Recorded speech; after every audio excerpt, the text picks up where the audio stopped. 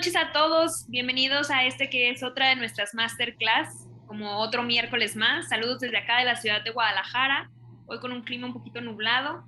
Eh, Tenemos el gusto hoy de presentar y tener de invitado al doctor Canek. Antes que nada, recordarles que, como siempre, Medical Legal Center, dispuestos a acompañarlos en todos los procesos médico-legales que pudieran llegar a surgir. Este siendo uno de ellos, la información que podemos recibir, tanto abogados como doctores que estemos en el ámbito. Y sin más, por el momento me gustaría recordarles que estamos disponibles en todas nuestras redes sociales, Facebook, Instagram, Twitter, como @medicallegalcenter. Por favor, búsquennos para que puedan tener todas las noticias más adelantadas en todo lo que sea temas médico-legales. También, si surgiera alguna duda, por favor no duden en contactarnos al correo atención.mlc@gmail.com. Buenas noches, sean bienvenidos todos. Veo que algunos más se están conectando. Ya tenemos aquí al doctor Canek con nosotros. ¿Cómo está, doctor? Muy bien, muchas gracias por la invitación. Listo para trabajar con ustedes. Excelente, doctor. Muchísimas gracias por aceptar acompañarnos el día de hoy. Me gustaría presentarles a quien va a ser nuestro ponente con el tema de depresión en el adulto mayor. El doctor Canek Valle Iribe estudió de la Facultad de Medicina de la Universidad Autónoma de Sinaloa. Es especialista en medicina familiar en el Hospital General de Zona 3 del IMSS en la ciudad de Mazatlán. Labora en la ciudad de Los Mochis, en la Unidad de Medicina Familiar 37, ha complementado su trabajo asistencial como docente en educación a distancia y como coordinador clínico de educación e investigación en salud. Actualmente trabaja para la Universidad Autónoma de Durango, en el campus Los Mochis desde 2014, en las cátedras de bioética, fisiología y geriatría. Tiene diversos diplomados y una maestría en ciencias de la educación, y por ello también nos acompaña el día de hoy con un tema tan interesante y tan complejo que es la depresión en el adulto mayor. Sin más preámbulo, doctor, por favor, inicie con esta magisterial clase. Muy bien, buenas tardes a todos. Es un gusto trabajar de nuevo con Medical Legal. Esta es una plática un tema en general, y que en lo personal a mí me llama mucho la atención. Como mencionaba la licenciada, yo he estado trabajando en la cátedra de bioética y de geriatría desde hace ya varios años. Y es un tema que me gusta mucho tratar porque me gusta mucho ponerlo ahí enfrente, que la gente lo conozca, que la gente lo vea. Entonces vamos a tratar de abordarlo de una perspectiva muy general a lo más particular. Entonces, enfocándonos sobre todo en el diagnóstico y el manejo de la depresión en el adulto mayor. En general, la depresión es un trastorno emocional que altera de manera intensa los pensamientos y los sentimientos de las personas. Estos se manifiestan por pérdida de interés, incapacidad de satisfacción de la vida diaria. Se incluye la desmotivación, alteraciones emocionales, cognitivas, físicas y conductuales, y habitualmente presenta el lentecimiento o descenso en la cognición, el afecto y el comportamiento. Entonces, una pregunta muy general para todos ustedes que los respondan en su propia persona. ¿Cuál es la característica principal de la depresión? ¿Cuál es el síntoma cardinal de la depresión? ¿En qué me tiene que hacer pensar a mí como médico en depresión? Y generalmente lo primero que se nos viene a la mente es: depresión es igual a tristeza, depresión es igual a llanto. Y no es así. El síntoma cardinal de la depresión es el desinterés, y sobre todo el desinterés en mí mismo, en yo mismo, en lo que me rodea. Todos podemos estar tristes en algún momento, todos tenemos derecho a sentirnos mal. Podemos recibir una mala noticia, podemos recibir algún problema, tener algún problema en el trabajo, y eso me va a hacer sentir mal. Pero el sentirse mal o la tristeza es un sentimiento, y hasta ahí no hay ningún problema porque yo tengo derecho a tener esos sentimientos. El problema empieza cuando esos sentimientos me limitan a mí de hacer lo que debo hacer. Todos podemos sentirnos mal, pero al día siguiente nos vamos a trabajar, me baño, me cambio, me voy a trabajar y hago el trabajo lo mejor que puedo. El hecho de sentirse mal y no querer hacer nada, no querer levantarse de la cama, no querer bañarse, no querer trabajar, no poder hacer las cosas que yo debo de hacer, eso es donde dibujamos, ahí es donde dibujamos la línea, porque pasando esa línea ya estamos hablando de una depresión clínica. Esto es en términos generales. Ahora, en el caso específico del adulto mayor, este tipo de situaciones no se presentan igual que en el adulto joven o en los adolescentes o en los niños, porque las características propias del adulto mayor le dan un ambiente, se desenvuelve en un ambiente bastante diferente. Y esto hace que las manifestaciones no sean las mismas que las que veríamos en un adulto joven. Puede haber aquí una persistencia y una gravedad mucho mayor. Es más difícil sacar al paciente del hoyo, por decirlo así, y el deterioro de la funcionalidad en algunos casos suele incluso ser permanente o ser muy difícil de manejar. En el caso del adulto joven, por ejemplo, podemos tratarlo, manejarlo, incluso darle algún tipo de terapia física y el paciente puede recuperarse mejor. En el adulto mayor esto es muchas veces hasta contraproducente. En el adulto mayor las actividades básicas suelen estar afectadas, así como el pensamiento, el lenguaje y la sexualidad.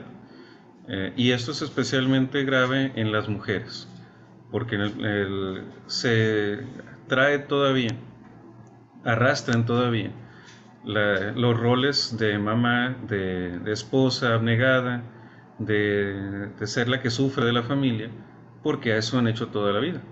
Y no tienen muchas veces la idea de que aún en la adultez, aún en la ancianidad, ellas tienen derecho a ser felices. En el adulto mayor suele ser de características de etiología multicausal y a veces, la verdad, ni a quién echarle la culpa. En muchas ocasiones, la familia incluso es un factor causal. Los mismos procesos de envejecimiento, las faltas de familiares. De pronto te juntas en Navidad y cada año hay más sillas vacías y todo eso va haciendo mella y va causando que los problemas de una vez se vayan sumando con el tiempo. Suele ser episódica, recidivante o crónica y desgraciadamente, la mayoría de los casos suelen ser crónicas. Son casos que empiezan de una y si no los tratamos en ese momento, va a ser mucho más difícil tratarlos después. La gravedad puede variar de manera muy amplia desde un retardo leve en la cognición hasta una incapacidad funcional total. Entonces, eso nos debe de orientar, sobre todo en el adulto mayor que no tiene antecedentes de problemas cognitivos, nos debe de orientar que por ahí puede ir el problema. Yo siempre le digo a mis alumnos que a veces para separar una cosa de la otra, no es lo mismo que se te olvide en dónde están las llaves, a que se te olvide para qué sirven las llaves. Entonces, en el adulto mayor ese tipo de situaciones son muy frecuentes, porque de pronto te encuentras al abuelito en el patio de la casa en la noche y el abuelito no sabe cómo llegó ahí o no sabe qué está haciendo ahí. Ay, mi nana, ay, mi tata. Ya está viejito, pobrecito. Pero no, esa es una alerta, esa es una bandera roja que se está levantando y a la que tenemos que estar muy pendientes. Los síntomas de depresión no suelen ser, en el adulto mayor, no suelen ser súbitos, suelen ir dándonos avisos leves, avisos ocasionales, pero pues los ojos no ven lo que la mente no conoce.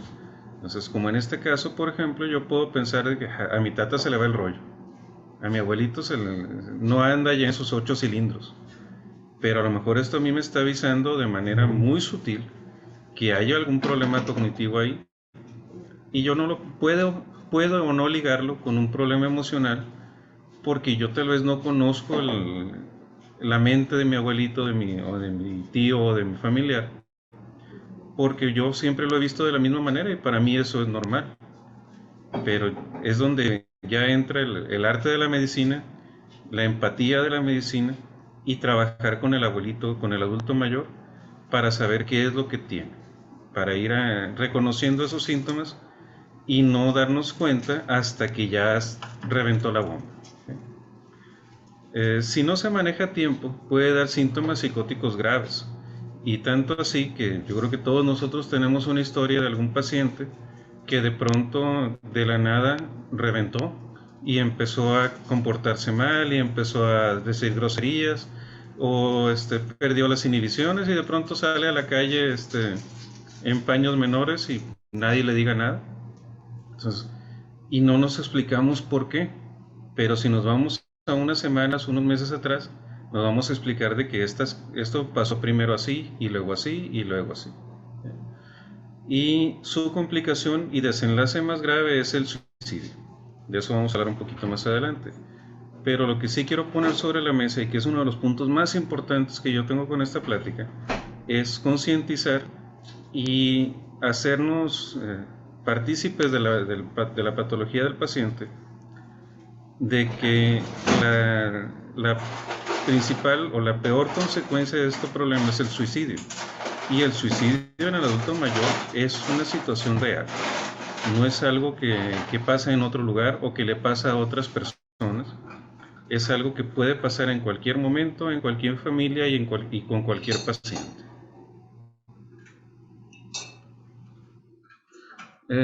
Comenta el doctor Castillo si los síntomas de depresión aún continúa el dogma de primero se descarta lo orgánico y después lo psicológico.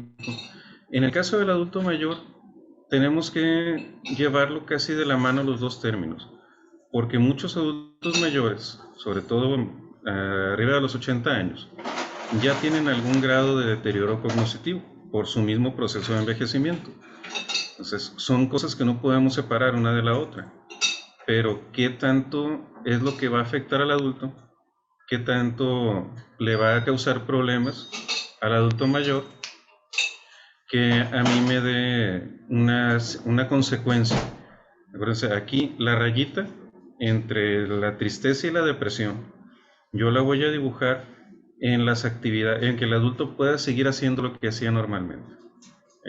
Puede ser que ya sea un adulto mayor, que ya no trabaja, que ya no es productivo de manera financiera, pero el señor o la señora, por ejemplo, se hacía su propio desayuno, era funcional hasta ese punto. Y de pronto pasa 1 o 2 días sin comer porque no tiene ganas de hacerse desayuno, porque no le da hambre y porque no quiere hacerse desayuno. Pues ahí, como les digo, esos son los avisos sutiles que tenemos que saber reconocer.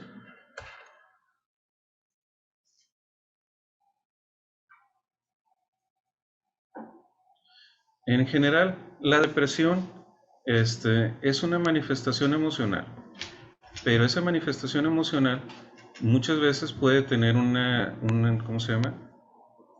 Una base biológica. Si puedo descartar las otras bases biológicas o problemas como en el caso de tumores, de lesiones cerebrales, yo tengo que trabajar sobre eso, pero de una manera u otra yo tengo que manejar la depresión. Entonces, no porque el paciente tenga una secuela de EBC, por ejemplo, una secuela de un infarto cerebral, una secuela o que esté con comorbilidad, por ejemplo, con Parkinson, voy a pensar que el paciente no es depresivo, al contrario. Obviamente, ese tipo de casos deben de manejarse junto con el psiquiatra. Nosotros como médicos familiares estamos totalmente capacitados para realizar el diagnóstico y el seguimiento, pero si yo identifico que el paciente tiene algún rasgo que me puede hacer pensar en complicaciones o que es resistente al tratamiento, sí tengo que trabajar sobre eso junto con el psiquiatra o con el geriatra. Entonces, para poder poner las cosas en claro y para poder trabajar sobre sobre un solo parejo, tenemos que hacer algunas definiciones. Entre ellas, la depresión como tal puede tener varias caras y estas caras no son mutuamente exclusivas.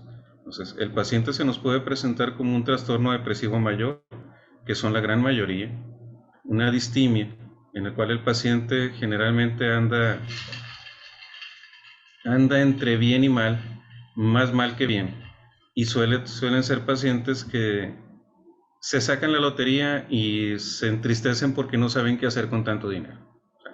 Es un paciente que, si bien no está tan mal, no lo podemos sacar de ese hoyo. En el caso de la depresión bipolar, es un paciente que se nos puede presentar, generalmente se presenta con nosotros o va con nosotros a la consulta en el polo negativo, por decirlo así, porque en el polo positivo el paciente no le duele nada, no tiene ningún problema, todo es lindo y bonito, puede pasar días sin dormir y no se siente cansado, pero viene con nosotros cuando está en el grado depresivo. Si yo solamente trato la depresión, voy a dejar el manejo a la mitad, porque la otra parte, lo que es la manía o la hipomanía, no la estoy tratando y el paciente puede estar sufriendo de todas maneras. Obviamente, primero debe establecerse el diagnóstico y sobre ese diagnóstico hacer el plan de tratamiento. Otro tipo que en lo personal no he visto muy frecuente, pero sí es bastante grave, es el ciclotímico, sobre todo el ciclador rápido. El paciente que ahorita está muy bien y mañana está muy mal. Y en este caso los familiares suelen ser los primeros que pegan el grito, como decimos acá, porque no saben qué hacer con el paciente, no saben cómo manejarlo, no saben cómo tratarlo, porque un día está muy bien y es el abuelito más amoroso del mundo y anda repartiendo billetes de 20 para todos los nietos. Y al día siguiente no quiere que nadie le toque no quiere que nadie ande en el patio porque acaba de regar. Y reparte madres y padres por todas partes. Y ya no saben ni qué hacer con él. Entonces, si el paciente no tiene esa estabilidad y el familiar o el cuidador principal tampoco tiene esa estabilidad, pues va a ser bien difícil manejar a estos pacientes porque no vamos a saber qué hacer en un punto y qué hacer en el otro. Esta es una manera como yo lo veo y es como yo lo explico también. Tenemos el paciente en el grado normal, en una afectividad normal, la depresión en el fondo, la manía en lo más alto, la hipomanía un poquito abajo. Y en el caso de los pacientes sanos, por decirlo así, a mí no me gusta usar la palabra normal porque normal lo interpretamos como que normal está bien y lo no normal está mal. Y no es así, o sea, lo normal es más que nada lo común. Entonces, en el caso del paciente sano, como todos podemos tener buenos días y luego malos días, pero regresamos al punto medio. Y aquí el paciente puede navegarse entre estos dos polos sin tener una complicación o sin tener problemas funcionales propios. Por otro lado, el paciente depresivo, con episodios depresivos, va a tener momentos donde va a caer en una depresión. Este es el hoyo que les mencionaba. Va a caer en la depresión, pero con manejo, con tratamiento, con acompañamiento, el paciente va a salir, generalmente sin tanto problema. Y puede volver a caer, claro que sí, como todos podemos complicarnos, a todos nos puede ir mal. Este paciente con episodios depresivos, ahí se la van a manejar entre bien y mal, pero va a depender mucho del manejo que le demos nosotros. Pero el paciente con un trastorno depresivo generalmente lo va a manejar un estado de ánimo bajo, que puede tener mejorías, pero sigue sin salir del estado de ánimo bajo. Y puede tener puntos muy malos, días muy malos, temporadas muy malas, donde puede haber el riesgo de complicación que les comentaba del suicidio, porque aquí el paciente no sabe qué otra cosa hacer. Entonces, en el caso de las consecuencias, poniéndonos un poquito filosóficos, yo les preguntaría también, ¿cuándo se muere el suicida? ¿Cuándo muere el suicida? Y algunos pueden decir, no, pues muere cuando su corazón deja de latir, muere cuando deja de respirar, muere cuando su cerebro deja de tener actividad eléctrica. Y yo les pondría otra cosa. El suicida muere cuando deja de querer vivir, en el momento que deja de querer vivir. Por eso, estos pacientes que están con un episodio depresivo y que se hace trastorno depresivo, y yo no lo sé tratar, no hago un manejo completo con el paciente, y me llega a un punto bajo donde el paciente ya no ve cómo salir. Si yo no lo manejo aquí se va a terminar la historia del paciente. el paciente con tendencias suicidas, con ideas suicidas, no quiere dejar de vivir, quiere dejar de sufrir. Y en ese momento la única salida que ve para dejar de sufrir es terminar con su vida. Entonces, en el caso, por ejemplo, de un paciente adulto mayor, que es el que nos atañe ahorita, si nosotros tratamos un paciente diabético, por ejemplo, el paciente tiene historia de diabetes muy larga, ¿no? 15, 20, 30 años, lo que le quieran poner, y lo estamos manejando con hipoglicemiantes orales combinados con insulina, y ahí la va llevando. Y de pronto el paciente de traer 150, 130 de glucosa me llega a mí con 200. Canijo, algo anda mal, pues, tropezó. Le hago ajustes, le hago manejo, le cambio de insulinas, le pido estudios y en 2 semanas de 200 sube a 280. Algo anda mal aquí. Si yo en ese momento no levanto las banderas rojas y empiezo a buscarle por otro lado, y yo digo, pues nada más coma bien y haga ejercicio, ahí póngase el medicamento, listo, el que sigue. Si yo no me meto más en la historia del paciente y busco ahondar en las causas del problema, tal vez no voy a saber que el paciente acaba de pasar por el aniversario de muerte de su esposa o de su esposo. Tal vez yo no me doy cuenta que los hijos del paciente no lo visitan, que hace tantos años que no ve a sus nietos, por ejemplo. Y todo eso va sumando, va sumando, va sumando. Entonces, nosotros como médicos, sobre todo médicos de primer contacto, tenemos la obligación de educar al paciente. El paciente sabe que la insulina es tratamiento y sabe que sin insulina se va a morir. Entonces, me dice el paciente, doctor, es que yo ya no me pongo la insulina porque no me la quiero poner. Así de sencillo. Entonces, ¿qué hago yo? Díganme ustedes si eso no es un intento de suicidio. El paciente sabe que la insulina es lo que lo mantiene vivo y deja de usar insulina por decisión propia. ¿Qué diferencia tiene para mí eso con que el paciente se tome todas las pastillas de una caja? Yo desde ahí tengo que empezar a delimitar mi problema, no como un trastorno solamente, sino con un paciente con un intento de suicidio. Y despacito se nos va a ir y se nos va a ir todito el paciente. Entonces, ese tipo de manejos donde el paciente de pronto deja de tomar medicamentos, deja de comer bien o deja de comer en lo general, deja de asistir a consultas, deja de ir con los especialistas, a mí me está hablando de que el paciente está en un punto muy bajo de su fase emocional, de su estado emocional, y yo lo tengo que reconocer como lo que es, como un intento de suicidio. Ahora, hay algunos factores de riesgo que es necesario reconocer. Y estos factores de riesgo los podemos dividir en 3 factores, son socioculturales, psicológicos y neurobiológicos. En el caso de los factores socioculturales, en mujeres el riesgo es mucho mayor, hasta 2 veces mayor. Y esto nos puede parecer lógico porque las femeninas que ahora son adultas mayores están arrastrando una historia familiar, una historia de maltrato en muchas ocasiones, una historia en la que ellas nunca fueron el personaje principal. Siempre fueron la que tenía que estar para apoyar al marido, pero resulta que ya no hay marido. Se murió, se fue, algo pasó. Ya no hay marido, entonces ¿ahora qué son? Si la señora se identificaba a sí misma como la mamá de los pollitos y ahora ya no hay pollitos, ¿ahora qué es? Por eso los factores socioculturales en mujeres son mucho mayores. Predominan áreas urbanas, sobre todo en aquellas que tienen pobreza, y después de la jubilación, cuando la paciente o el paciente que se identifica a sí mismo como un trabajador, deja de trabajar y ahora, pues, ¿qué es? Esto también conlleva una pérdida del estatus económico y laboral y falta de oportunidades productivas.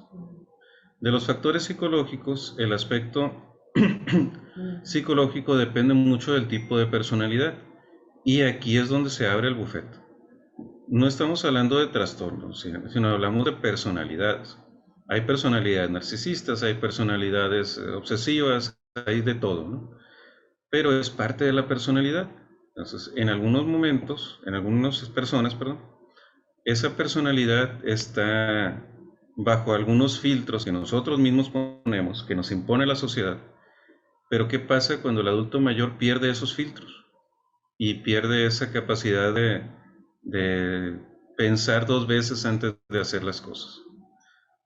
Sobre todo aquellos rasgos dominantes narcisistas y obsesivos son proclives a síntomas depresivos en la vejez.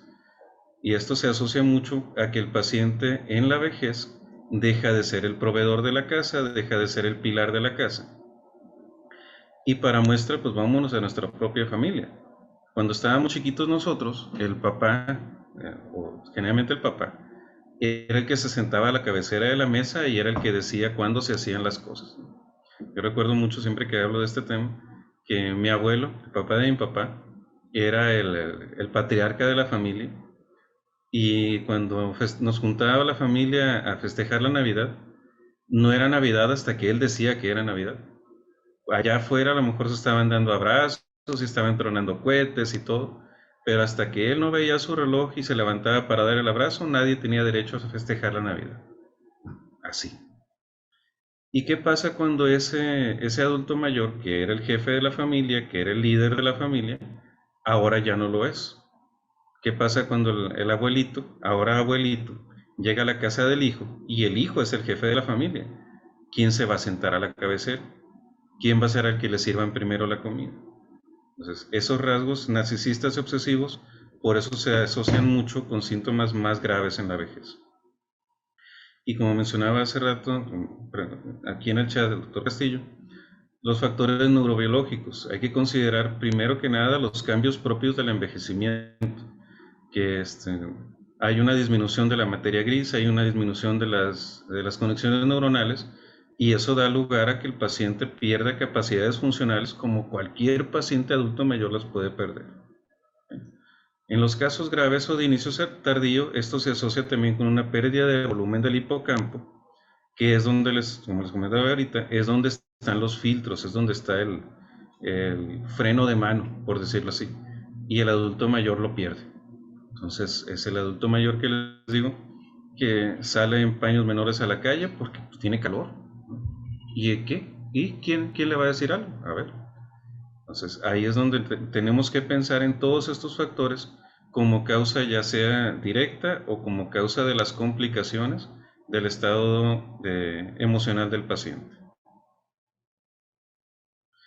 En general, el subtipo más frecuente es el trastorno depresivo mayor. Este, si agarramos al paciente en etapas tempranas, sobre todo en adultos mayores menores de 80 años, de 65 y 80 años, es mucho más fácil manejarlo a largo plazo, porque en esa edad el paciente, por lo general, todavía conserva una gran reserva funcional. Y como vamos a ver en un momento más, estos factores de riesgo se van a llevar mejor con las medidas no farmacológicas. En un adulto mayor, sobre todo mayor de 80 años y que ya sea dependiente, yo no le puedo pedir, por ejemplo, que haga manualidades o que tenga terapia de reminiscencia si el paciente ya no tiene las capacidades para hacerlo. Por eso, entre menor edad y más tempranamente se establezca el diagnóstico, va a ser mejor el pronóstico. Y precisamente hablando de diagnóstico, tenemos dos grandes vertientes. Una es utilizar estas dos preguntas clave. Todos sabemos, sobre todo cuando somos médicos de primer contacto y que tratamos pacientes que ya conocemos, sabemos dónde les duele y sabemos dónde les pega más fuerte. Entonces, yo puedo ver al mismo paciente cada mes durante todo, no sé, 5 o 10 años. Y un día lo veo y le digo, o pienso para mí, algo anda mal. Algo tiene don viejito, algo tiene doña viejita, y ahora viene diferente. No sé, la expresión de la cara, el hábitos exterior, la marcha, lo que ustedes quieran. Antes de que se siente en la silla, yo veo que el paciente trae algo. Y yo sé que con dos preguntas bien puestas, el paciente se me va a desmoronar y me va a sacar todo lo que tiene adentro. Entonces, esas dos preguntas de escrutinio deben de ir enfocadas en establecer si el paciente se siente deprimido y si si lo que antes le hacía sentir bien ya no lo hace sentir bien. Entonces, con estas dos preguntas, preguntarle si durante el mes pasado se ha sentido más deprimido o sin esperanza, y si durante el mes pasado se ha sentido con poco interés o placer en hacer las cosas que hacía normalmente. Si el paciente me responde afirmativo a ambas preguntas, yo tengo una sensibilidad del 97% y una especificidad del 67% de que el paciente tiene diagnóstico de trastorno depresivo. Con esas dos preguntas. Esto no es, como ven, la especificidad es bastante baja, pero la sensibilidad es muy alta. Es un paciente que me responde afirmativamente a ambas preguntas, a mí me obliga a seguir investigando. Pues, aplicando de nuevo los criterios que tenemos del DSM-5, nos indica 8 criterios, de los cuales los 2 primeros tienen que ver con las preguntas que acabamos de hacer. Un estado de ánimo depresivo la mayor parte del día y pérdida de interés en las actividades previamente placenteras. Pues estos dos yo ya los tengo porque el paciente me dijo que sí. Yo tengo que buscar los demás: aumento o pérdida de peso, agitación o lentitud psicomotriz, fatiga o pérdida de energía, generalmente reportada incluso por el familiar o por el cuidador, sentimiento de inutilidad o culpa, que tiene mucho que ver con la carga emocional que ya tiene el paciente, disminución de la capacidad para concentrarse, que esto a veces lo podemos evidenciar incluso ahí mismo en el consultorio, cuando le preguntamos al paciente y lo vemos perdido en el espacio, y pensamientos recurrentes de muerte, que en muchas ocasiones no es tanto la muerte misma, sino que el paciente empieza a pensar, por ejemplo, en la gente que ya se le fue, en la familia, en los amigos que ya no están con él, y eso lo hace pensar en la muerte. Estos criterios del DSM-5 están enfocados en el adulto en general, no específicamente en el adulto mayor. Por eso, si bien los podemos utilizar, no están diseñados específicamente para el adulto mayor. Entonces, de estos 8 criterios, yo debo de tener al menos 5 para hacer el diagnóstico y que deben de confluir durante el mismo periodo en las últimas 2 semanas y, como les mencioné al principio, que represente un cambio del funcionamiento previo. Y además, de esos 5 mínimamente, debemos tener por lo menos el 1 o el 2. Así es como hacemos el diagnóstico enfocados en el DSM-5. Y aquí estas dos condiciones que son de tiempo, en las últimas 2 semanas, y que causan un cambio en el funcionamiento, también deben de estar presentes. Pues podemos tener pacientes que sí nos dan criterios, que sí cumplen los 5 criterios, pero el paciente sigue haciendo su vida normal.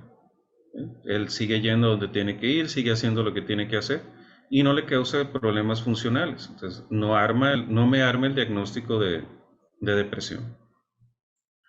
En el caso del adulto mayor, la presentación atípica es común. Entonces, no siempre lo vemos como esos diagnósticos como tal, esos criterios como tal. Esa es la dificultad de hacer diagnóstico de depresión con los criterios del DSM-5, en el caso específico del adulto mayor. Entonces, pues ¿cómo le hago, no? ¿Qué puedo hacer? ¿Cómo puedo estar yo seguro de que el paciente requiere un manejo, un tratamiento especial? Bueno, tenemos, tenemos a la mano la escala de depresión geriátrica de Yesavage. Bueno, tenemos 2 versiones, una de 30 y una de 15 reactivos. Y esta es la herramienta más útil para detección de depresión en el anciano. Si bien tiene la misma sensibilidad de los criterios del DSM-5, la especificidad es mucho mayor. Entonces, ¿por qué? Porque nos ayuda a separar los adultos mayores que tienen rasgos o que tienen criterios que se pueden interpretar como depresivos, pero que realmente no lo son, porque son parte de del mismo envejecimiento del paciente. Entonces, en el adulto mayor existen diferencias en la presentación clínica, que son las que abarca esta escala de depresión, y que muy frecuentemente encontramos pacientes con irritabilidad o enojo, en lugar de manifestarlo como como cansancio, ellos se sienten irritables, hay una agitación, el paciente no duerme, por ejemplo. Pacientes que me dicen es que a las 3 de la mañana yo ando como si fuera mediodía y no me puedo concentrar y eso hace que en la mañana amanezca de malas y ahí se va llevando, se va haciendo la bolita. Hay ansiedad, preocupación, problemas de alimentación, ya sea pérdida de apetito o pérdida de peso. La somatización es uno de los rasgos más característicos del adulto mayor. ¿Cuántos de nosotros no hemos tratado pacientes durante meses, años incluso, y nunca le podemos quitar el dolor? El paciente siempre le duele algo. Es cierto, a lo mejor tiene 75 años y tiene derecho a que le duela lo que él quiera, pero es un dolor constante, es un dolor que va y viene, es un dolor enfadoso, es un dolor que ahí está. Y el paciente interpreta o no sabe, perdón, interpretar, no sabe qué hacer con el estrés que tiene, no sabe qué hacer con la depresión y lo interpreta como dolor. Puede o no haber deterioro cognitivo, aunque es frecuente, sobre todo en etapas ya más avanzadas y en edades más avanzadas. Esto se relaciona mucho con alteraciones de la memoria y actitudes obsesivas o compulsivas, como el caso, por ejemplo, de las pacientes que quieren que todo en su casa esté limpio todo el tiempo y quieren que nunca haya platos sucios en la cocina. Aún incluso cuando acaben de comer, quieren que cada quien termine de comer y lave su plato, lo seque y lo ponga con los demás. Entonces, eso lo ven como una red de seguridad. Y si no existe esa red de seguridad, el paciente no sabe qué hacer. Hay aislamiento social que suele ser un círculo vicioso. Por un lado, el paciente no, no convive con la gente porque no se siente seguro, y por el otro no se siente seguro porque no convive con la gente. Y así sucesivamente. Hay una pregunta, no sé si está abierto el micrófono o si quiere dejarla aquí en el chat. Ivette Ruiz. Cualquiera de los dos yo lo leo. O podemos hacer un espacio para preguntas y respuestas al final. Entonces, esta escala de depresión geriátrica de Yesavach, en la versión reducida de 15 reactivos, es bastante fácil de aplicar. Son 15 preguntas que yo puedo hacer en el consultorio al paciente. Tiene una curva, tiene un detalle que es muy importante, y es que para calificarlo, para calificarlo, al hacer las preguntas, son preguntas de sí y no, que de preferencia sean autocontestadas por el paciente.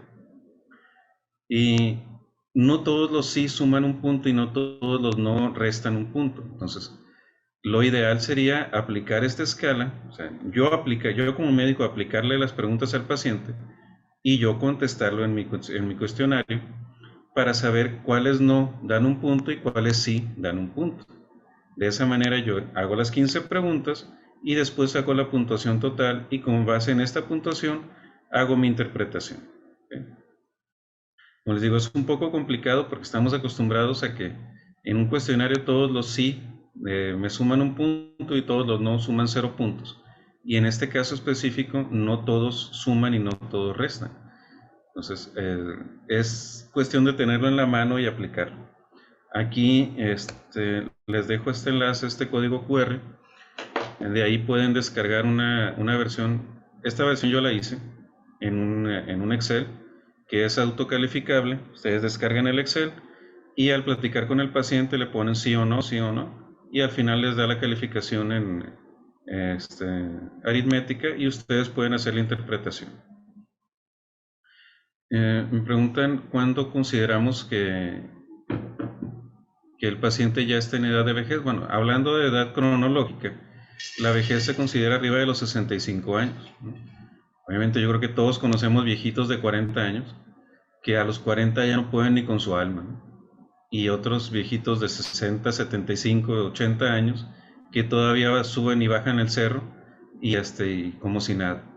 Por eso, por edad cronológica son 65 años, pero por edad funcional pues va a depender más de las características de cada paciente.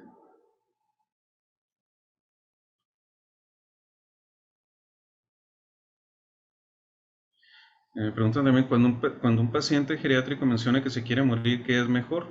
Porque ya vivió lo que tenía que vivir. Bueno, ahí yo se los dejo mucho a su criterio. Yo no creo que alguien ya haya vivido lo que tenga que vivir si sigue vivo. Está un poquito revuelto. Más bien, ¿por qué el paciente está en ese momento, está preguntándose eso en ese momento? ¿Qué lo ha llevado a preguntarse eso? ¿Qué lo ha orillado a preguntarse eso?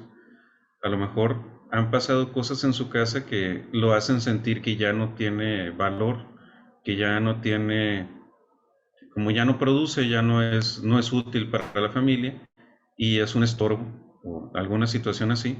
Bueno, también nosotros tenemos que tratarlo del punto de vista médico familiar y no tratar solamente al paciente, sino tratar a la familia como una extensión del mismo paciente. ¿Sí? El paciente se maneja o se le da tratamiento. Bueno, vamos a hablar ahorita de eso. Para mí es muy importante no solamente quedarnos con el diagnóstico o quedarnos con la idea de que se tiene o no tiene, sino cómo manejarlo. Y esa es la segunda parte de esta charla y es una parte que necesitamos verlo con mucho cuidado. Entonces, ya lo que es el manejo, el tratamiento, lo dividimos casi siempre entre un tratamiento farmacológico y no farmacológico. Entonces, hay que aclararle mucho al paciente que tratamiento farmacológico es tratamiento. Entonces, no solamente las pastillas son tratamiento. La terapia, la psicoterapia, aunada a a la farmacoterapia, tiene un mejor índice de estabilidad para el paciente. Pero este tratamiento no farmacológico debe de iniciar de una manera bien organizada, bien ordenada y, como mencionábamos hace ratito, de preferencia en conjunto, de la mano, tanto el manejo de primer nivel como de segundo o tercer nivel. En el caso de los pacientes que tengan la oportunidad de acudir a terapia psicológica, ese manejo de terapia debe también llevarse de la mano junto con el tratamiento que hacemos nosotros en consultorio. Esta psicoterapia debe de iniciarse con la visión de que va a ser una terapia a largo plazo. El paciente no se va a curar con una consulta o con una vez que vaya a terapia. Se debe hacer un plan de trabajo, un plan de manejo en conjunto con el tratamiento farmacológico, no farmacológico, el tratamiento del médico familiar, del psiquiatra, geriatra, terapeuta, etcétera, para manejarlo a largo plazo. Y debe de incluir medidas de higiene del sueño y, si es necesario y conveniente, prácticas de medicina complementaria. Aquí no me quiero meter mucho en controversias de que si funciona o no funciona, que la acupuntura, que la homeopatía, etcétera. Hay que tratar al paciente como una persona, como un individuo, y como tal es un individuo que tiene capacidades, que tiene ideas, que tiene creencias muy propias. Y yo les diría que si el paciente se siente bien con la terapia, síganle. ¿Sí? Si el paciente cree que con complejo B se va a mejorar, pues denle complejo B. ¿Qué es lo peor que puede pasar si el paciente está tomando complejo B? A lo mejor se lo doy 1 o 2 meses y lo detengo y a los 2 o 3 meses vuelvo a empezar y así. Es de parte de nosotros saber cómo ir manejando a esos pacientes.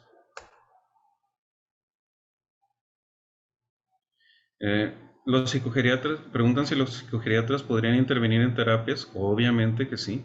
Como les comentaba, este manejo debe de ser multidisciplinario, porque el médico familiar, sobre todo en instituciones como el IMSS, no va a tener ni el tiempo ni los recursos para manejar este paciente por sí solo.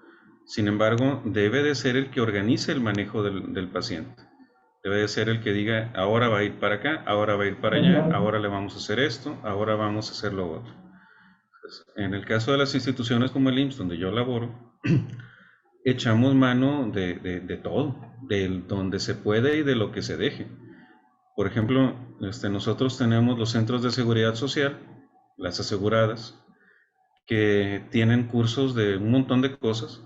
Y en este caso a mí me ha tocado mandar pacientes con trastorno depresivo, con problemas emocionales, no sé, a que aprendan a tocar guitarra, a que pongan uñas, a que aprendan a cortar el pelo, a cocina saludable, etcétera. Y no es tanto, incluso no los mando tanto porque aprendan a hacer alguna actividad, simplemente para que estén rodeados de otras personas. Cambiar el ambiente que tienen en su casa por otro ambiente donde sea más confortable trabajar y sobrellevarlo.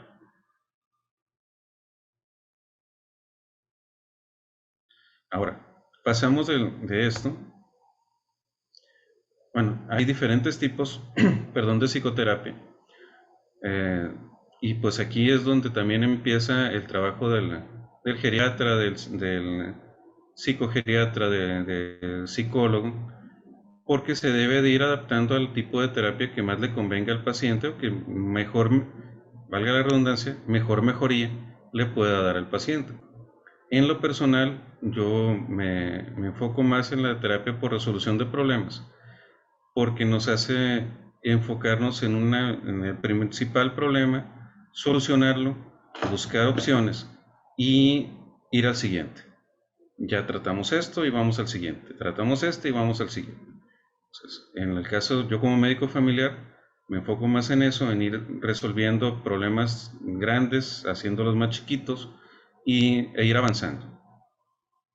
Entonces, este tipo de manejo de terapia depende mucho de las capacidades, de las habilidades que tenga el equipo médico, el equipo de salud, pero sobre todo más sobre lo que el paciente pueda beneficiarse. Por eso tenemos muchas opciones y cada una se va a adaptar al paciente que mejor le convenga. Ahora, entrando al tratamiento farmacológico, se recomienda como tratamiento inicial en pacientes con depresión mayor sin buscarle mucho. O sea, el paciente cumple con los criterios y los quiero aplicar. Yo le apliqué el test de Yesabach y me da positivo, o tiene de los 15 me da más de 10 puntos, y en ese momento yo puedo iniciar un manejo farmacológico. ¿Con qué? Pues con lo que yo crea que mejor le convenga al paciente. Obviamente yo como médico tengo que educar al paciente en qué beneficios puede tener, cuáles son los efectos que puede tener sobre la funcionalidad. En el caso sobre todo de los ISRS, debo de hacer consciente al paciente también de que la mejoría no va a ser pronta.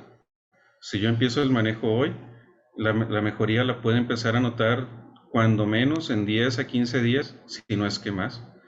Y si yo no le digo eso, el paciente a los 10 días va a sentir que no le sirve y lo va a dejar.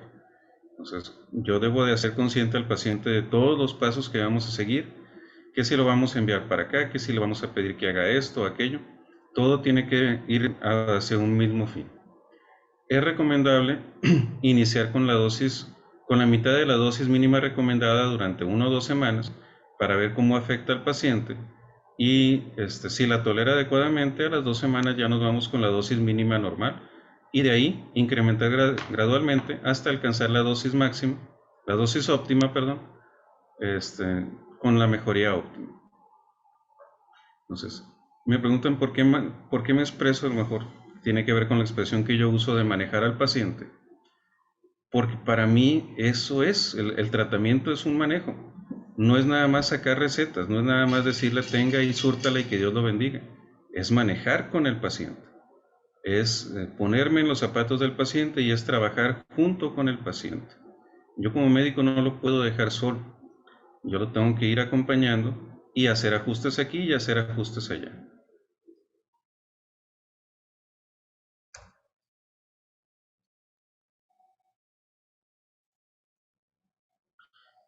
Existen muchos grupos de autoayuda que son muy buenos, hay que sacarles el mayor provecho posible, como menciona aquí Araceli, y es necesario trabajar con ellos en todos los frentes que se pueda. De los tratamientos farmacológicos, como les mencionaba, los ISRS, los inhibidores selectivos de la recaptura de serotonina, son los que nos han dado mejor efecto contra efectos secundarios. Y de estos pues ya dependería mucho, incluso hasta de la disposición que yo tenga. Hay algunos que tienen efecto dual como la venlafaxina que se benefician mucho de los pacientes que además de depresión tienen rasgos de ansiedad o que tienen problemas para dormir, por ejemplo. La venlafaxina es genial para eso. Aquellos pacientes que tengan rasgos psicóticos o que tengan problemas de comportamiento se van a ver este, más cubiertos con citalopram, pero pues son medicamentos que en muchas instituciones no los maneja el médico familiar. Sin embargo, al hablar de paroxetina, sertralina y fluoxetina, los tenemos bastante a la mano y podemos confiar que el manejo va a ser bueno con cualquiera de estos como manejo inicial. Aquí depende mucho de cómo vamos a empezar la dosis, por eso aquí mencionamos una dosis mínima. Y como para iniciar con esta dosis y sobre eso ir trabajando. Hay algunos pacientes, sobre todo aquellos que tienen problemas renales, que no es recomendable empezar con la dosis mínima del adulto normal, del adulto sano, porque se pueden complicar. Entonces es bueno, mejor iniciar con la sertralina a la mitad, que son 25 miligramos, citalopram a la mitad, que son 10 miligramos, y de ahí ir manejando. Si el paciente con esos 10 miligramos de citalopram cada 24 horas nos presenta mejoría, nos presenta estabilidad, ahí me quedo, ahí me estaciono. No necesariamente tengo que subir la dosis completa, porque mi meta no es la dosis, sino es la mejoría del paciente. Entonces, igual, si el paciente con 25 de sertralina ya la hizo, ya se siente más tranquilo y duerme mejor y es más funcional, ahí me estaciono, ¿sí? Hasta que haya necesidad de cambiar o de hacer algún ajuste en la dosis. Pues, en el caso del paciente con padecimientos crónicos, con comorbilidades crónicas, sobre todo aquellas renales o hepáticas, tenemos que poner especial atención en los efectos secundarios que podemos esperar de estos medicamentos. Si se presentaran, lo ideal sería cambiar el antidepresivo, buscar alguna otra opción, o en caso necesario, pues ya enviar con el especialista y que se hagan los ajustes necesarios para mantener una estabilidad, emocional del paciente.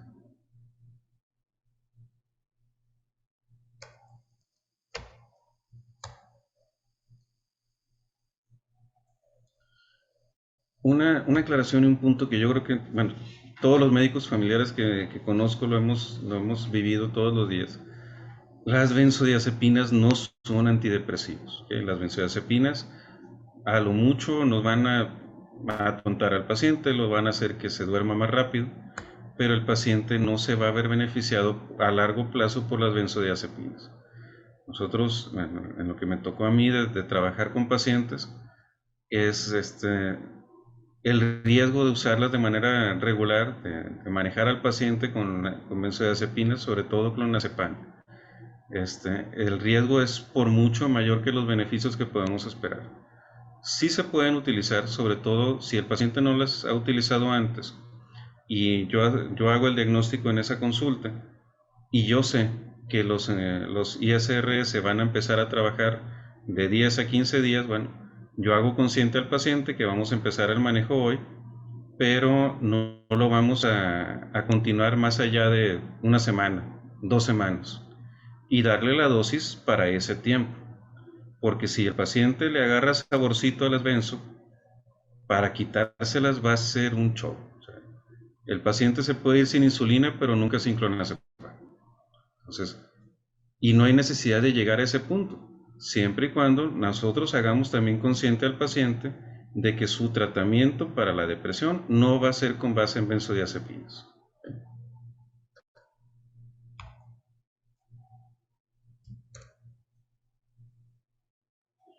Y un punto muy importante, y que también por eso yo hablo de manejo, es el seguimiento del paciente. Como les digo, el paciente nunca se abandona, ¿eh?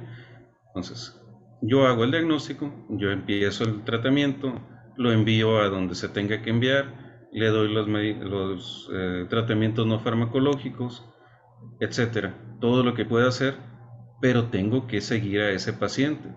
Entonces, si es necesario, yo lo tengo que citar hasta en 2 semanas para ver qué cambios hay. Si es un paciente que ya me habla de ideas de muerte, que me habla de problemas de banderas rojas que se prenden ahí, Bueno, yo lo voy a citar en 2 semanas o antes si es necesario. Si es un paciente estable, que tiene familia, que tiene quien vea por él, que tiene quien lo acompañe, tal vez en 4 a 6 semanas va a ser tiempo suficiente para ver la mejoría. La recuperación usualmente toma entre 6 y 12 meses. Es el tiempo en el que el paciente puede salir del hoyo con ayuda de nosotros. Pero esto no significa que en menos de 6 meses no puede haber mejoría. Claro que la puede haber. De la misma manera que pues, después de los 12 meses el paciente puede seguir mal. Entonces, este manejo, este rango de tiempo depende más de las situaciones generales del paciente y de su respuesta al tratamiento. Porque sabemos que también la recurrencia después del primer episodio es mayor del 50%. Entonces, a lo mejor las cosas se le juntaron y la familia, el ambiente, la casa, lo que ustedes quieran, todo hizo que esos factores por sí solos, la suma de esos factores por sí solos hizo que el paciente cayera en un episodio depresivo, pero sale, ¿no? Y las cosas se van arreglando y las cosas van cayendo sobre su propio peso. Y el paciente terminó su episodio y ya está mejor. Pero eso a mí no me dice que en 6 meses, en un año o menos, va a volver a juntarse todavía otra vez ese problema y va a volver a caer en depresión. Entonces, en el caso del adulto mayor, la recurrencia va arriba del 50%. ¿Y qué pasa si el paciente recurre? Tenemos que volver a empezar con el tratamiento, tenemos que volver a enfocarnos en lo que podemos hacer con el paciente. Y generalmente después de una segunda recurrencia, el manejo lo más probable es que se haga permanente. El riesgo de dejar al paciente sin antidepresivos, aunque ya esté emocionalmente estable, es muy alto. Entonces, deben de ser vigilados cada mes o menos durante los primeros 6 a 12 meses después de la remisión y no descontinuar abruptamente el fármaco, sobre todo en aquellos pacientes que usan dosis altas. Hablamos ahorita de sertralina 25 miligramos, de dosis intermedias, y si el paciente ya está en dosis altas, no lo debo yo de suspender de manera abrupta. Lo mejor es irse en disminuciones de mitades cada 2 semanas o cada semana. De pronto el paciente está con 75 miligramos, perdón, con 50 miligramos de sertralina y una semana yo lo dejo con 25, veo su evolución y hasta la siguiente semana lo suspendo. O si está con 75, yo me voy a tardar 2 o 3 semanas en irlo disminuyendo hasta que pueda suspender. Y de todas maneras, cuando logro suspenderlo, yo me voy a quedar así, a ver qué pasa. Son pacientes que pueden estar bien hasta ahí y después se pueden complicar o pueden tener algún otro problema. Y creo que era todo. Bueno, le pongo aquí algunas de las referencias bibliográficas que revisé para esta plática. Y por mi parte es todo. No sé si hay algunas preguntas. No puedo ver aquí yo los participantes. Muchísimas gracias, doctor. Sí, de hecho tenemos, creo que las preguntas que se hicieron las atendió usted conforme iba sucediendo la plática. La verdad, solo quisiera, no me había dado cuenta que no se veía mi imagen. Solo reiterar el agradecimiento por acompañarnos el día de hoy, a usted y a todos aquellos que estuvieron con nosotros. No sé si tenga alguna otra pregunta, las personas que están en el chat. En lo que vemos si surge alguna otra pregunta, me gustaría invitarlos de nuevo a seguirnos en todas nuestras redes sociales. Mire, sí, por parte de Minerva Contreras, nos pregunta que en pacientes con cardiopatías si se podrá utilizar esos antidepresivos. Sí, de hecho las comorbilidades se deben de tomar muy en cuenta, pero a menos que esa comorbilidad en específico contraindique el uso de antidepresivos, como sobre todo en el caso de las hepatopatías o problemas de insuficiencia renal, a menos que esa comorbilidad o el uso de ciertos medicamentos contraindiquen el uso de antidepresivos, sí se deben utilizar. Excelente. También nos pregunta por acá el doctor Juan Carlos Martínez que si también influye adicciones a drogas y alcoholismo en estos pacientes y qué se puede hacer. Sí, esas son situaciones que entran dentro de los factores de riesgo psicosociales. La dependencia a drogas, la dependencia al alcohol, como en cualquier otra edad, el paciente lo hace más propenso a desarrollar un trastorno depresivo. Y el grado de dependencia, como en el caso, así, sencillito en el caso de las benzodiazepinas, el paciente que ya depende de eso para dormir, por ejemplo, va a ser más difícil de manejar. Entonces, en estos pacientes se debe de atender de una manera eh, más general. Debemos entrar apoyándonos de los demás especialistas, como es el caso de los geriatras, de medicina interna, y en el caso, por ejemplo, del instituto, tenemos un convenio para que los pacientes con adicciones sean valorados de manera conjunta con los centros de integración juvenil. De hecho, el Centro de Integración Juvenil, lo juvenil se le quedó de nombre porque ya no trata solamente jóvenes, sino que nos trata todo tipo de pacientes. Lo que hacemos nosotros en el IMSS con estos pacientes que nos presentan comorbilidades o que presentan, en este caso, trastorno depresivo, más una adicción a drogas, alcohol, tabaco, etcétera, es que se manejan en conjunto con ellos. Yo lo manejo desde acá, ellos nos apoyan desde allá y en conjunto hacemos el tratamiento. Perfecto. Bueno, en caso de niños, dicen qué medicamento antidepresivo se utiliza. Eso también dependería mucho de la capacidad que tenga el niño. Son situaciones más difíciles de manejar por la misma farmacocinética y farmacodinámica del niño. Pero en general los ISRS son los de primera línea. Y ahí depende mucho también de la disponibilidad y generalmente nos vamos con los que tengan mayor tiempo, que sean más seguros, como la paroxetina o sertralina. Muy bien, muchísimas gracias, doctor. Acá nos comenta la doctora Araceli Castro que si usted recomienda antes de iniciar con una terapia, si es mejor iniciar con terapia psicológica o tanatológica. No tanto de que empezar primero con una o la otra, más bien serían las dos juntas, porque en el paciente adulto mayor se le están juntando mucho las cosas y aquellos que ya tienen comorbilidades, pues no sería tampoco de primero te trato esto y luego te trato lo otro. Más bien sería organizar el manejo, el tratamiento de manera conjunta para que podamos iniciar casi al mismo tiempo la terapia farmacológica junto con la terapia no farmacológica. Tiene una mucha mayor mejoría. Muchas gracias, doctor. A su vez, la doctora Minerva Contreras nos hace llegar la pregunta de si en caso de tener un paciente que tenga, se presentan agresivos como un síntoma de esa depresión, ¿qué tratamiento usted recomendaría? En el caso del paciente agresivo, sobre todo agresivo físicamente, o sea, el paciente que agrede a su familia, que se porta grosero, o que la misma familia a veces incluso teme por su seguridad, lo mejor ahí es empezar un manejo más intenso con antidepresivos, incluso antipsicóticos como el citalopram, medicamentos que nos ayuden a tener una estabilidad más rápida con el paciente. Y si hay riesgo de lesión o autolesiones, ese paciente tiene que ser hospitalizado hasta que se estabilice.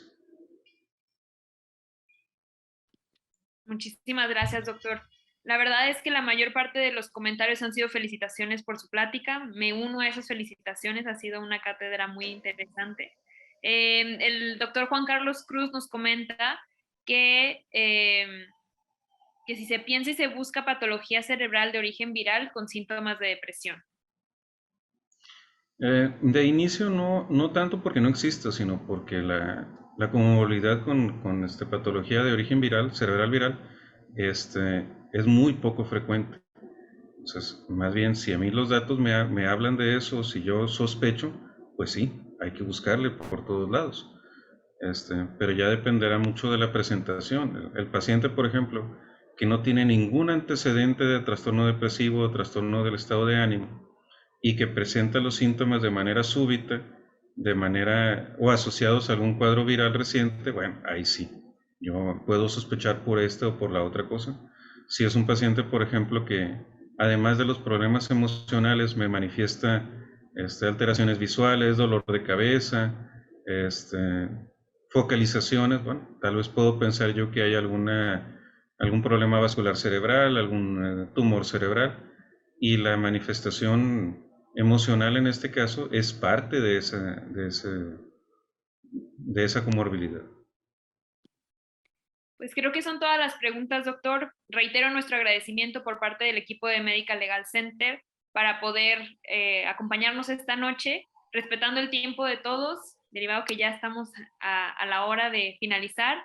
Nada más me gustaría recordarles a todos que nos pueden seguir en todas nuestras redes sociales, que en caso de no haber podido escuchar esta plática de manera completa, están todas disponibles, y todas nuestras masterclass en el canal de YouTube de Medical Legal Center.